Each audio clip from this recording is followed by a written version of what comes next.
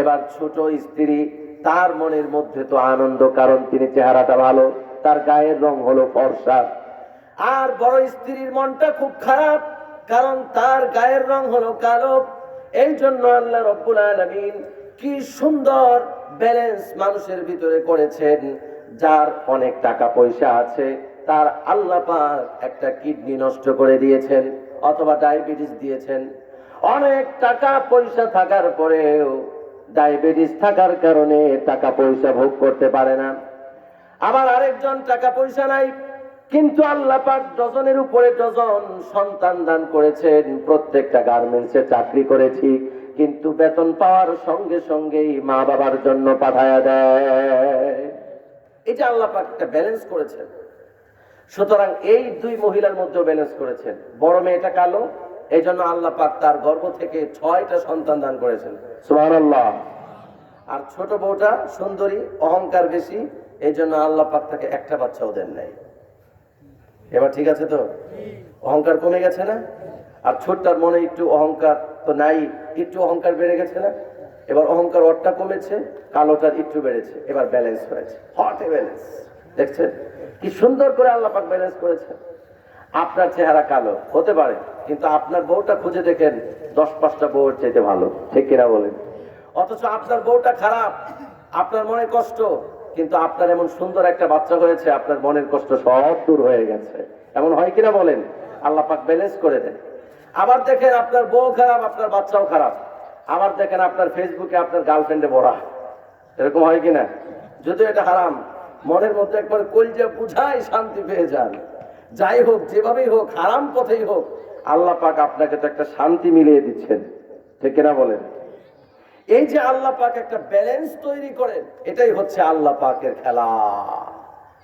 এবার ছোট বউটার মনটা খুব খারাপ, তার বাচ্চা হয় না, সে বন্দা। এবার তিনি তার বান্দিকে হযরত ইয়াকুবকে দিয়েছেন বাচ্চা হওয়া আগে। এবার তার বাদি থেকে 2টা বাচ্চা হলো। এবার মোট সন্তান হলো কয়জন? 8 জন। বড় স্ত্রী থেকে কয়জন? 6 জন। আর ছোট স্ত্রীর বাচ্চা হয় না, তার বাদির থেকে বাচ্চা হয়েছে 2 জন। মোট কত হলো? বড় স্ত্রী বলছে, হে আমার ছোট বোন, তুমি বাচ্চা দিতে পারো না, এই জন্য তুমি বাদি দিয়ে বাচ্চা উঠিয়েছ। আমিও তো পারি বাদি দিয়ে বাচ্চা তুলতে, এই জন্য তিনিও দিয়েছেন। আগে বাদির সাথে সহবাস করা জায়েজ ছিল, এই জন্য মিলিত হয়েছেন বড় স্ত্রীর বাদির সাথে। সেখান থেকে আরো 2 জন হলো। মোট বাচ্চা হলো কতজন? 10 জন। ওদিকে 6, ছোট স্ত্রীর বাদি থেকে 2, বড় স্ত্রীর বাদি থেকে আরো 2, এ মোট কতজন হলো? 10 জন। এবার ছোট স্ত্রীর মনের মধ্যে কষ্টটা রয়েই গেল। আল্লাহ পাক এই কষ্টটা বেশিক্ষণ রাখবেন না, এই জন্য আল্লাহ রাব্বুল আলামিন ফয়সালা করলেন, এবার ছোট স্ত্রীর ভিতরেও বাচ্চা দাও। এবার এমন সুন্দর বাচ্চা হলো, পৃথিবীর অর্ধেক সুন্দর সেই বাচ্চার মধ্যে আল্লাহ পাক দিয়েছে। তার নাম হচ্ছে ইউসুফ আলাইহিস সালাতু ওয়াস সালাম। এবার তো ছোট স্ত্রী মনে দুঃখ তো নাই, বরং সুখটা আগের চাইতেও আরো অনেক বেশি। সেখান থেকে আরো একজন বাচ্চা হলো, তার নাম হলো বিনিয়ামিন। এই মোট ইউসুফ আলাইহিস সালাতু ওয়াস সালামের কয় ভাই? ইয়াকুবের 12 ছেলে, ইউসুফরা 12 ভাই, 11 ভাই তিনি ছাড়া। এরপরে অনেক সম্পত্তি হলো তার মামার, তার আগমন উপলক্ষে। মামাকে বললেন, মামা আপনার 2 মেয়ে নিয়েছি, আমার 12টা সন্তান হয়েছে, আর কি চাই, এবার একটু বাড়ি যাব। মামা বলছে, বাজি তোমার কারণে আমাকে আল্লাহ পাক অনেকগুলি পশু দান করেছেন, অনেক টাকা পয়সার মালিক আমি হয়েছি। তুমি যাওয়ার সময় আমার কাছে কিছু একটা চাও, আমি তোমাকে ফ্রিতে দেব, কোনো অসুবিধা নেই। হযরত ইয়াকুব বলছেন, মামা আপনার কাছে আমি কিছুই চাই না, তবে একটা জিনিস আমি আপনার কাছে চাই, এই বছর যতগুলি বাচ্চা হবে, উট থেকে হোক, ভেড়া থেকে হোক, মহিষ থেকে হোক, গরু থেকে হোক, ছাগল থেকে হোক, যত শ্রেণীর পশু হোক, সকল শ্রেণীর পশুগুলির মধ্যে এই বছর যতগুলি বাচ্চা হবে সাদা আর কালো, ওই বাচ্চাগুলি আপনি আমাকে হাদিয়া স্বরূপ দিয়া দিবে। মামাতো ভাইরা খেপছে, আমাদের 2 বোন নিয়েছিস, আবার যাওয়ার সময় পশু পাখি নিয়ে যাবে, এটা কি সম্ভব? মামাতো ভাইয়েরা হিংসা করতে আরম্ভ করেছে। আচ্ছা বলেন তো, সাদা কালো মিশ্রিত বাচ্চা কোন ধরনের মা থেকে হবে? ওয়ান কালারের মায়ের থেকে হবে না সাদা কালো মিশ্রিত মা থেকে হবে? যারা গরু পেলেছেন দেখবেন যে গরু যদি লাল হয় বাচ্চাটাও লাল হয়, গরু যদি কালো হয় বাচ্চাটাও, গরু যদি সাদা কালো হয় বাচ্চাটাও তেমনই হয়, ঠিক কিনা বলেন? তো তার মামাতো ভাইয়েরা চিন্তা করলো এই বছর যেহেতু সাদা কালো মিশ্রিত বাচ্চা চেয়েছে, তার মানে সাদা কালো মিশ্রিত মায়ের থেকেই সাদা কালো মিশ্রিত বাচ্চা হবে। এবার সব ধরনের সাদা কালো মিশ্রিত গর্ভবতী পশুগুলিকে 3 কিলোমিটার দূরে রেখে আসছে, যাতে করে বাচ্চা হলে ওদিক থেকে পাস করে নিতে পারে। আর এখানে এই বাচ্চাগুলি না হয়, কারণ এই বাচ্চাগুলি হলেই তো মামাতো ভাইটা নিয়ে যাবে, ফুফাতো ভাইটা নিয়ে চলে যাবে।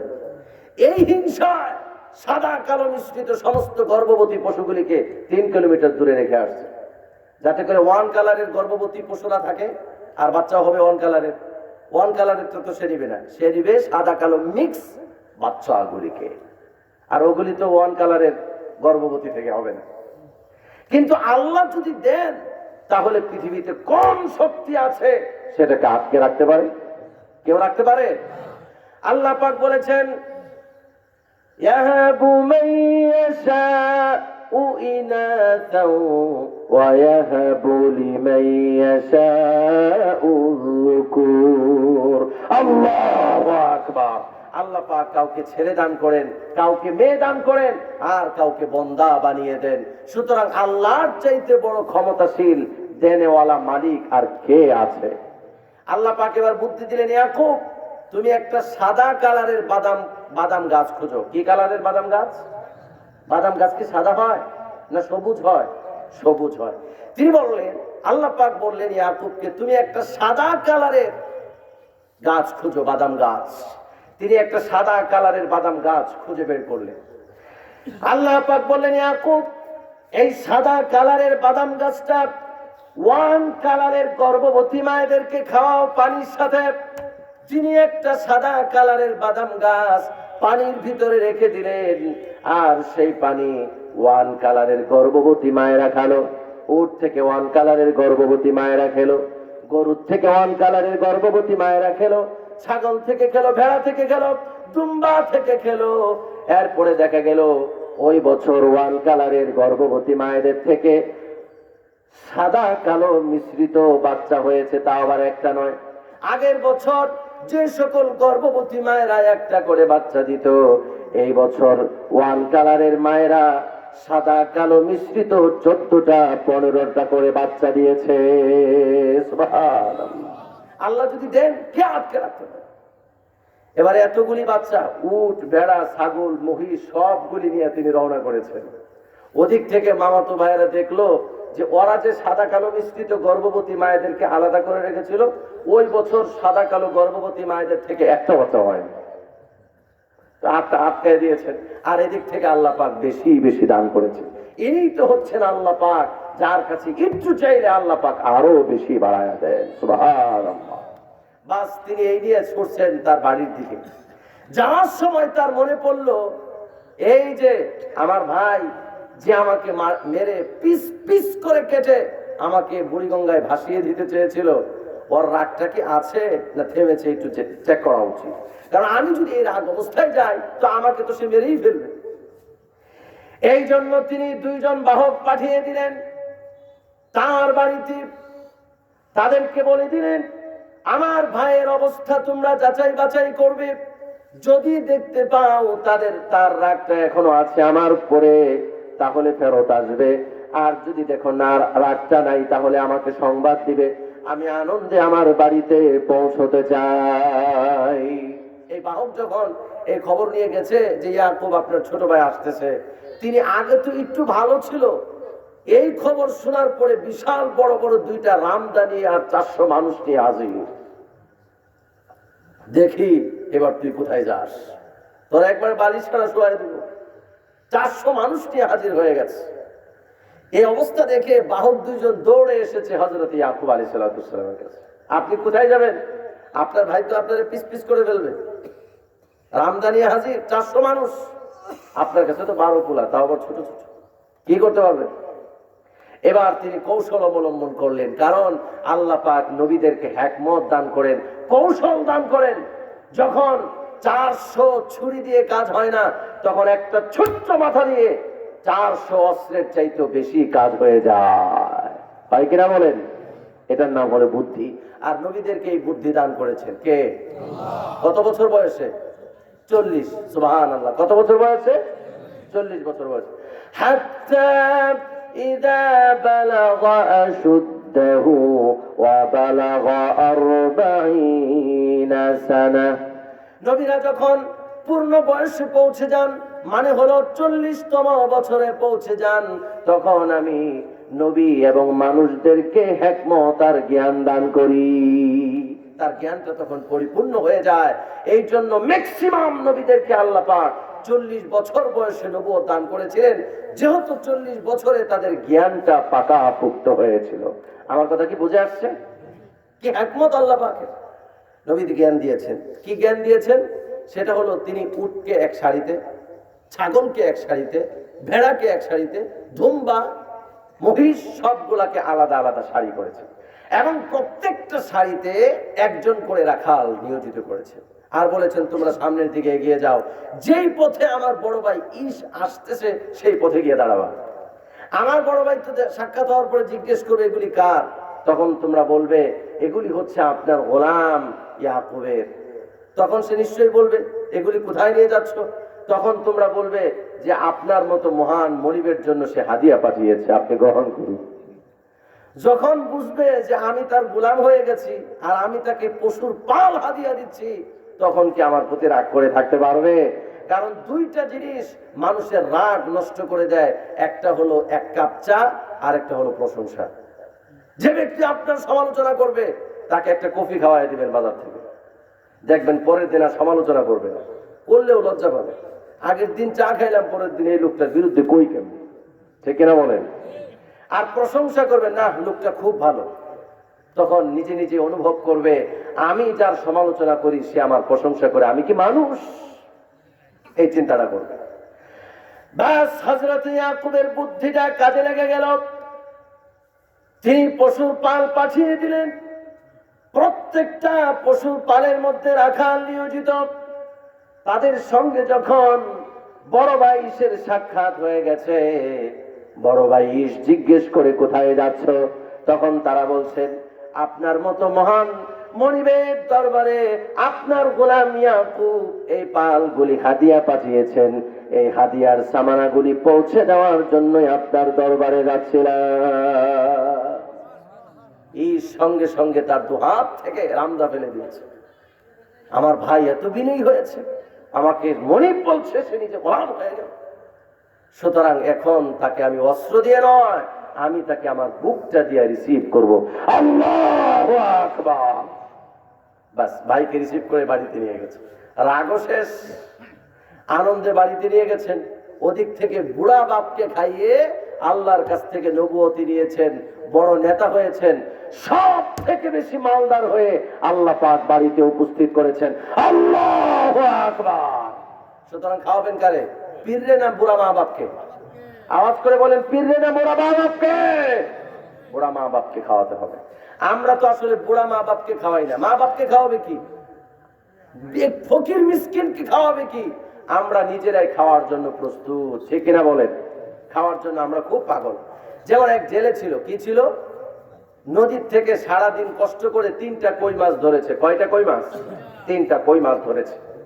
3টা কই মাছ স্ত্রীকে ভালো করে ভুনা করিয়ে দিয়েছে। ভালো করে কি করিয়ে দিয়েছে? ভুনা করেছে। এশার নামাজের পর এই 3টা কই মাছ এবার খাওয়ার পালা। এশার নামাজের পরে আসছে, সকলেই মাছ খাবে।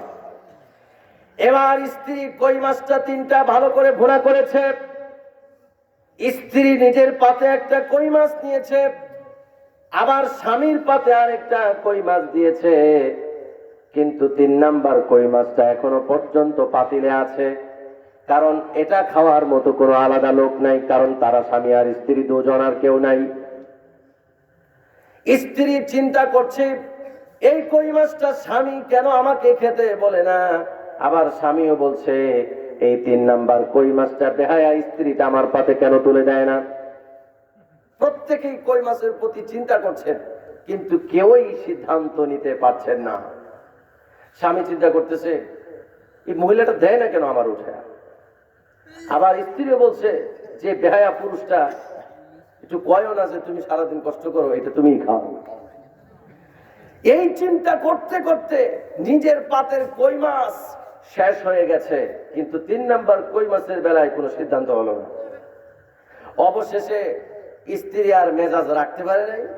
স্ত্রী সব লজ্জা ভেঙ্গে বলতেই শুরু করেছে, আরে বেহায়া পুরুষ, একটু মুখ খুলে কন যে কই মাছটা আমি খাই, একটু কন। স্বামী খুব রেগে উঠেছে, রেগে মেগে আগুন হয়ে গেছে। তুমি খাবা কেন? আমি কি সারাদিন ঘোড়ার ঘাস কাটি নাকি? সারাদিন কষ্ট করে কই মাছটা আমি ধরে নিয়ে আসলাম, সুতরাং এই কই মাছটা খাওয়ার একমাত্র হকদার হলাম আমি। স্ত্রী বলছে, হ্যাঁ আপনি আরো কচু খাবেন। সারাদিন কি আমি বসে বসে কি জি বাংলা দেখেছিলাম নাকি যে আপনি আমাকে এটা খাইতে বলবেন না? সংসারের জন্য কত কাজ করেছি, কত মেহনত করেছি, সুতরাং 3 নাম্বার কই মাছটার হকদার হলাম আমি। স্বামী দেখতেছে এইভাবে কম্পিটিশন করলে বেজায় মহা মুশকিল হয়ে যাবে। আসো এইভাবে মারামারি করার দরকার নাই, একটা প্রতিযোগিতা শুরু করি।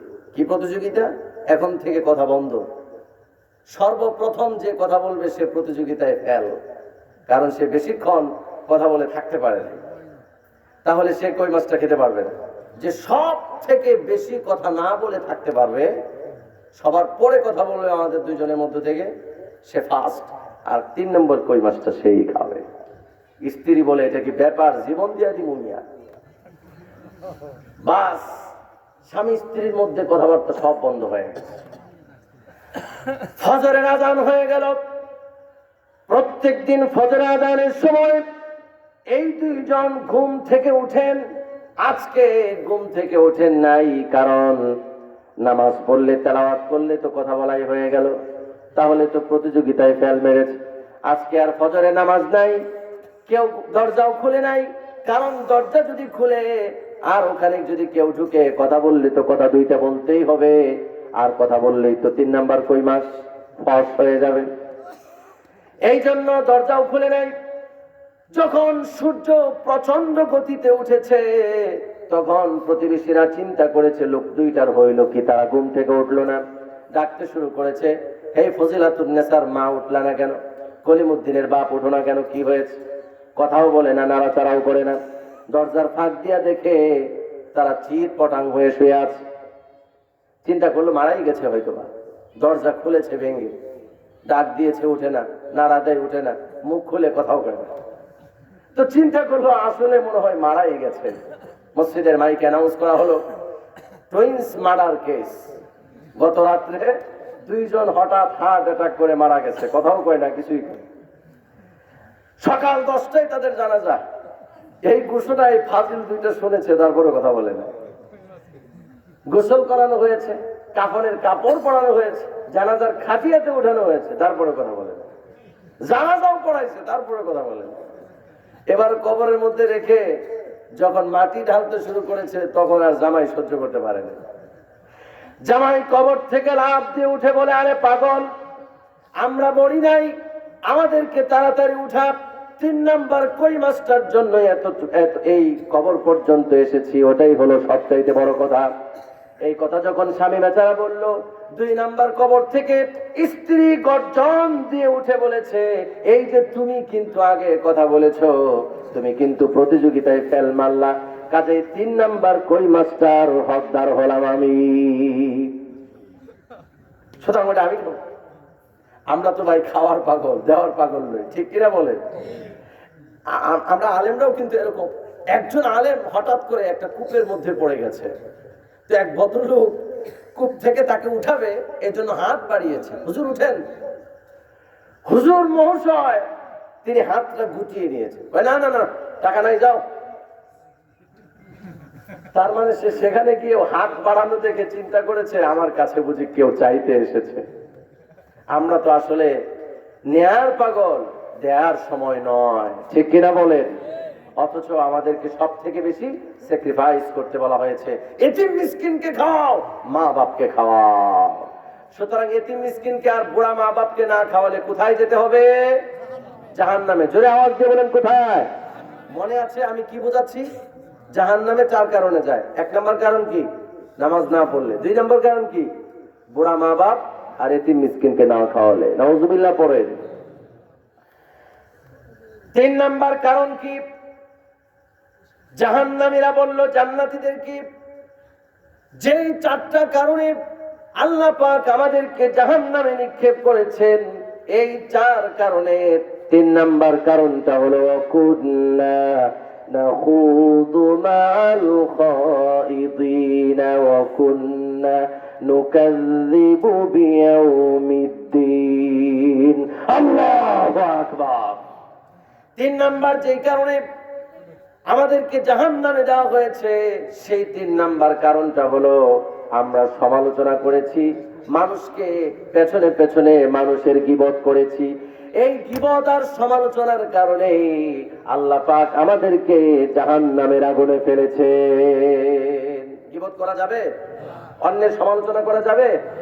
করলেই স্থানটা কোথায়? জাহান্নামের ভিতরে।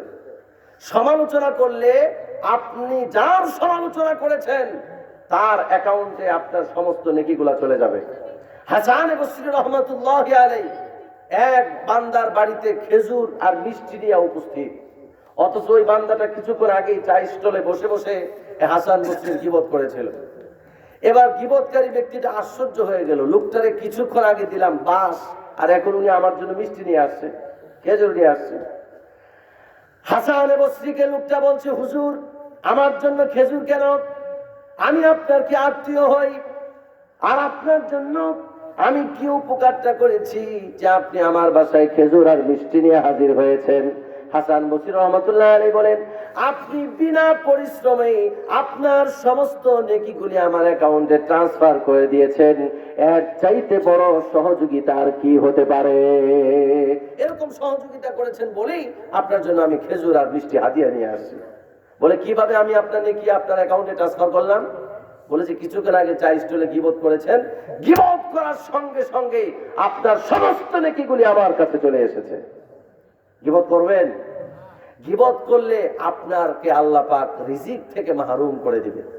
এক বান্দা তার পুকুর থেকে বিরাট বড় এক সাইজের কাতল মাছ পেয়েছে।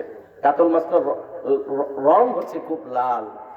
লাল কাতল মাছ নাকি খুব স্বাদের হয়, নাকি নাকি তাই হয় না?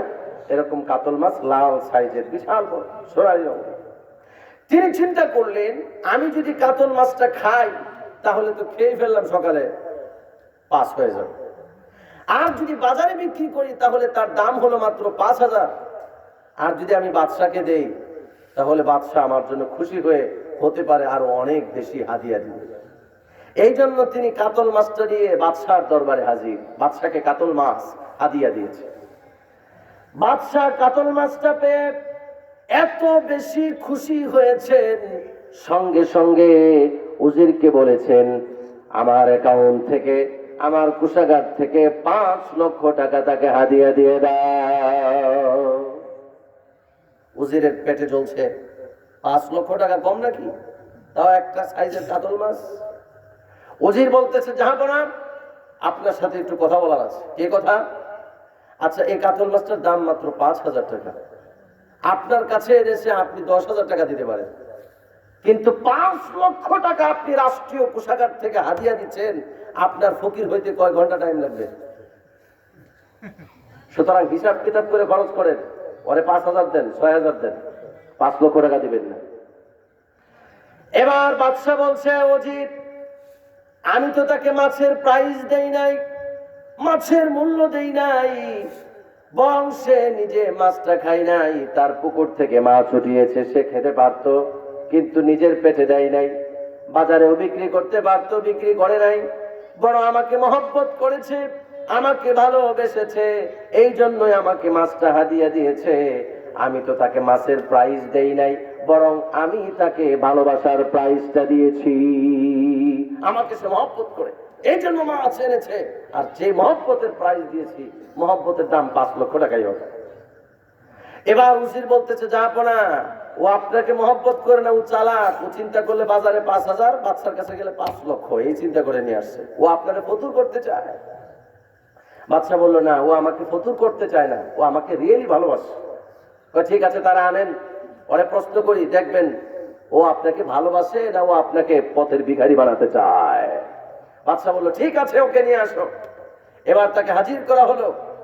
এবার তাকে বাচ্চা প্রশ্ন করলেন, আচ্ছা তোমাকে টেস্ট করা হচ্ছে যে তুমি কি আমাকে আসলে ভালোবাসো নাকি আমাকে ফতুর করার জন্য এরকম কয়েকদিন পরে পরে লাল সাইজের মাছটা নিয়ে আসো, এবার দেখবো তোমাকে। আচ্ছা বলো তো, আমার 2 হাতে পছন্দ নয় কেন? ওখানে কিন্তু অজিতটা দাঁড়ানো, যে সমালোচনা করেছে, প্রাইজ দেওয়া। এবার সেই ভদ্রলোকটা বলছে, জাহাপনা, আপনি যখন 2 হাত ভরে ভরে আমাদেরকে দান করেন, আমাকে দান করেন, মানুষকে দান করেন, এই দান করতে করতে আপনার হাতের ভিতরে কোনো পশম নাই। ওজিরের উঠছে রাগ। ওজির বলতেছে, বাটপারের আজম, এমনিতেই বাটপার, আবারও বাটপারি শুরু করেছে। হাতের ভিতরে পশম নাই কি এই কারণে? এই কারণে কি হাতের ভিতরে পশম নাই? হাতের ভিতরে পশম নাই। অজিরের উঠেছে রাগ। অজির বলছে, আরে বেটা, কথাবার্তা সাবধানে বলো। ধরলাম বাদশার হাতে পশম নাই, কারণ বাদশা অনেক বেশি বেশি দান করে, তাহলে তোমার হাতে নাই কেন বলো?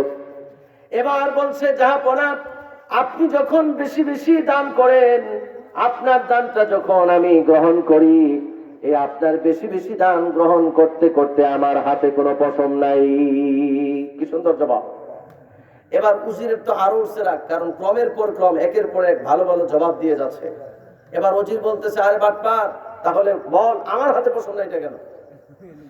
এবার উজির বলছে, সেই ভদ্রলোক বলছে, বাদশা যখন 2 হাত ভরে ভরে আমাদেরকে দান করে, আর আমি যখন বাদশার দান 2 হাত ভরে ভরে গ্রহণ করে থাকি, তখন তোমার মধ্যে হিংসার আগুন জ্বলে। ওই হিংসায় জ্বলে পড়ে ছারখার হয়ে যাও।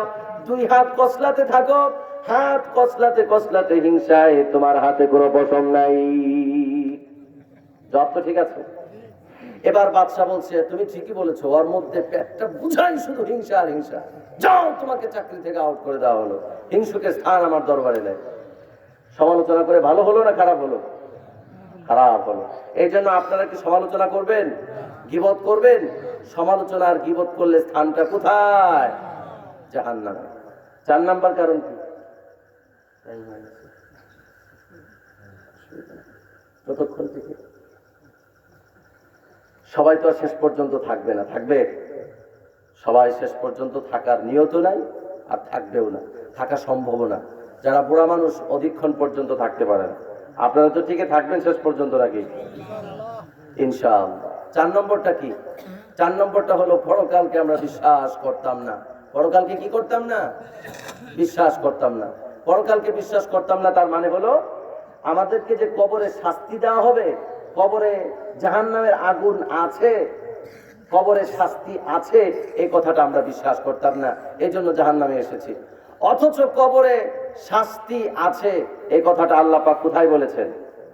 কোরআনে বলেছেন, আন্নারু ইউরাদুনা আলাইহা গুদুওয়া ওয়া আশিয়া। যারা জাহান্নামী কবরে রাখার পর তাদেরকে সকাল আর সন্ধ্যায় জাহান্নামের সামনে উপস্থিত করে দেওয়া হবে। তার মানে হলো, কবরে যাওয়ার পর যারা নাকি জাহান্নামী, তাদের সামনে দুজকের আগুন আছে। তার মানে কবরে শাস্তি আছে। অথচ এই কবরের শাস্তিকে আমরা বিশ্বাস করতাম না। আমরা বিশ্বাস করতাম না যে কবর থেকে আমাদেরকে একদিন বিচারের জন্য উঠতে হবে। অথচ উঠতে যে হবে একদিন কবর থেকে, এই কথাটা কোরআনে আসছে। কোথায় আসছে? কোথায় আসছে? সূরা নাবা। ইয়াউমা ইউনফাখু ফিস সূরি ফাতাতুনা আফওয়াজা। যেদিন সিংহায় ফুৎকার দেওয়া হবে, সেদিন দলে দলে সবাই আল্লাহ পাকের হাসরের ময়দানে উঠতে থাকবে। তার মানে হলো, কবর থেকে আমাদের সবাইকে উঠতে হবে। ঠিক কিনা বলেন? এটাকে বিশ্বাস করতাম না। তারপরে বিশ্বাস করতাম না যে হাসরের ময়দান আছে।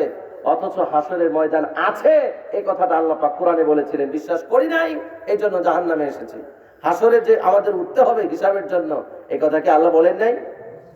وَيَوْمَ نَحْشُرُهُمْ جَمِيعًا ثُمَّ نَقُولُ لِلَّذِينَ أَشْرَكُوا أَيْنَ شُرَكَاؤُكُمُ الَّذِينَ كُنتُمْ تَزْعُمُونَ আল্লাহু আকবার। আমি তোমাদের সবাইকে হাসরের ময়দানে একত্রিত করব। এরপরে যারা শিরিক করেছিল, ভণ্ডদের পূজা করেছিল, মাজারে সেজদা করেছিল, তাদেরকে বলবো, যাদেরকে সেজদা করছো তাদেরকে নিয়ে আলাদা হয়ে যাও, আমার ইমানদার বান্দাদের কাতারে দাঁড়ায় ওরা। তার মানে হাসরের ময়দান আছে, কিন্তু বিশ্বাস করতাম না। এরপরে কিয়ামতের দিন শাফাআতের ব্যবস্থা আছে, কিন্তু আমরা শাফাআতকে বিশ্বাস করতাম না। শাফাআত আছে না? কিন্তু জাহান্নামীরা কি বলবে? ওই শাফাআতকে বিশ্বাস করি নাই বলেই আল্লাহ পাক আমাদেরকে জাহান্নামে দিয়েছে। অথচ শাফাআতের কথা কোরআনে বলেছেন, মান যাল্লাযী ইয়াশফাউ ইনদাহু ইল্লা বিইযনিহি। কিয়ামতের দিন আল্লাহ পাকের সামনে আল্লাহ পাকের পারমিশন ছাড়া কেউ শাফাআত করতে পারবে না। তার মানে আল্লাহ পাকের পারমিশন দিলেই শাফাআত হবে। শাফাআত আছে, কিন্তু বিশ্বাস করতাম না। এরপরে পুল সিরাত পার হতে হবে, সেই পুল সিরাতকে আমরা বিশ্বাস করি নাই। অথচ পুল সিরাতের কথা আল্লাহ পাক কোরআনে বলেছেন, ওয়া ইম মিনকুম ইল্লা ওয়ারিদুহা কানা আলা রাব্বিকা হাতমান মাকদিয়া। এই কথা বিশ্বাস করি নাই। কাজেই আপনাদেরকে যদি জাহান্নাম থেকে বাঁচতে হয়, তাহলে এক নাম্বার কি করতে হবে? নামাজ পড়তে হবে। কারণ জাহান্নামে যাওয়ার প্রধান কারণটা কি? বেনামাজি হওয়া। কাজে জাহান্নাম থেকে যদি বাঁচতে চান, তাহলে প্রধান যে কারণটা সেটা কি? নামাজ পড়া। জাহান্নামে যাওয়ার 2 নাম্বার কারণটা কি ছিল? এতিম মিসকিনকে না খাওয়ানো, বুড়া মা বাপকে না খাওয়ানো। যদি জান্নাতে যেতে চান, তাহলে কি করতে হবে? এতিম মিসকিনকে দান খয়রাত করতে হবে, বৃদ্ধ মা বাপকে বুড়া অবস্থায় ঠিকানা দিতে হবে, চিকিৎসা করাতে হবে, খাওয়াতে হবে, নিজে না খেয়ে হলেও। না করোনা ভাইরাসে আক্রান্ত হয়েছে বলে পদ্মার পাড়ে রেখে আসবেন, দৌলতদিয়া ঘাটে রেখে আসবেন, সম্পূর্ণরূপে হারাম হবে। জাহান্নামে যাওয়ার যে 3 নাম্বার কারণ, সেটা হলো গীবত আর সমালোচনা করা। কাজে আপনারা যদি জাহান্নাম থেকে বাঁচতে চান, তাহলে গীবত করা যাবে না, ঠিক কিনা বলেন? জাহান্নামে যাওয়ার 4র্থ কারণ ছিল পরকাল, কিয়ামত, জান্নাত, জাহান্নাম, শাফাআত, হাসর, কবর থেকে উঠতে হবে, শাফাআত আছে, এই কথাকে বিশ্বাস করি নাই। সুতরাং আপনারা যদি জান্নাতে যেতে চান, তাহলে পরকালকে বিশ্বাস করতে হবে। সকলে করেছেন পরকালকে বিশ্বাস? সকলে নামাজ পড়বেন, গীবত কি ছাড়বেন, এতিম মিসকিনকে খাওয়াবেন, বুড়া মা বাপকে খাওয়াবেন। আশা করি আপনারা জান্নাতে যাবেন। আল্লাহ পাক তৌফিক দান করেন, আমিন। টাইম মনে অনেক নিয়ে নিলাম। প্রশ্নটা বলুন। আরো কেউ প্রশ্ন লিখেছেন নাকি?